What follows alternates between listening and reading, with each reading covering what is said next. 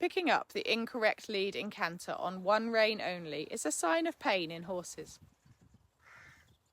A horse who had kissing spines surgery has been on my caseload for 6 years now, since not long after the surgery. Although the vets didn't refer him for physiotherapy following the surgery, his owner asked her vet to recommend someone, and I started working with him. When I first met him, he seemed angular, and now he's more rounded through his body.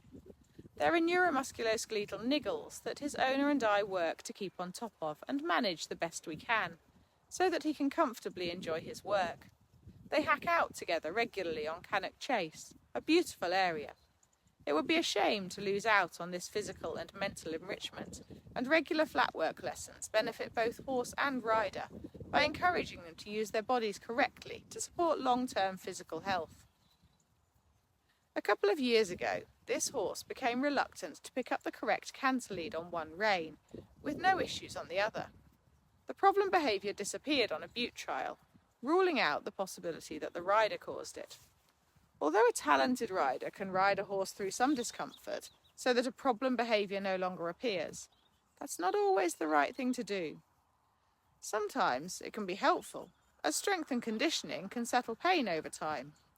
However, I often find it useful for a horse to be able to display the behaviours that it would choose to display if the rider was making no corrections, as I think this can be helpful in figuring out where the pain is coming from.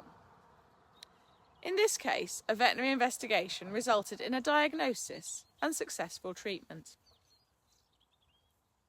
The issue of not picking up the one canter lead has recently returned, but only at the end of a flatwork lesson when the horse is tired.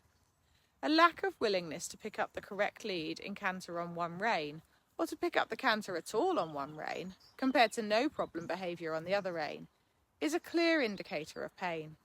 I'm so glad that this owner listens to her horse and recognises the behaviour as an indicator of something wrong, rather than listening to someone tell her she just needs to ride better or stronger and push him through it.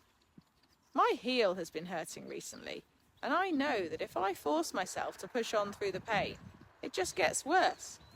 I know this because I did precisely that, and I reached the point where my heel hurt so much that I had to crawl up the stairs on my hands and knees. As for this horse, treatment is available and management is key.